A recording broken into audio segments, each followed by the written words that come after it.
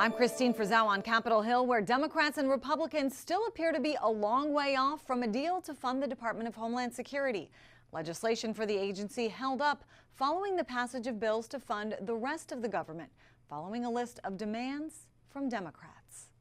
On Capitol Hill, a spending standoff on a deal to fund the Department of Homeland Security. If I had to say now, they would probably expect that there is going to be a shutdown. The Friday deadline to fund the agency following a 2-week extension to give lawmakers time to negotiate and come to an agreement. Immigration enforcement should be fair, it should be just, and it should be humane. So dramatic changes are necessary. Those dramatic changes, a list of demands from Democrats who want to prohibit ICE agents from wearing masks to shield their identity, and for state law enforcement agencies to be able to investigate incidents in which federal agents are accused of using excessive force, requiring law enforcement officers to use body cameras and requiring judicial warrants before going into someone's home to make an arrest, one top demand facing major pushback. If we allow judges to be the roadblock, it doesn't keep our community safe. Administrative warrants work. I want to give law enforcement every tool they need to go out and apprehend these convicted criminals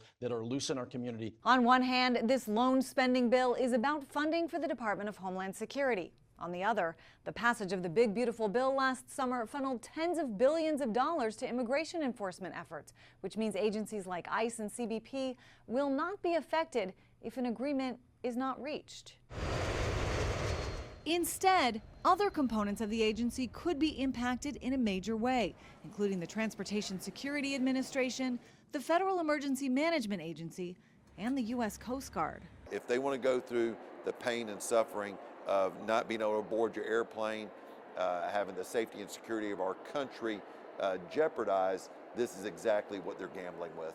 Recent actions by federal agents, including the fatal shooting of 2 Americans in Minnesota last month, a pretext in a push for changes to be made. An agreement seemingly still a long way off. I'm Christine Frizzell reporting.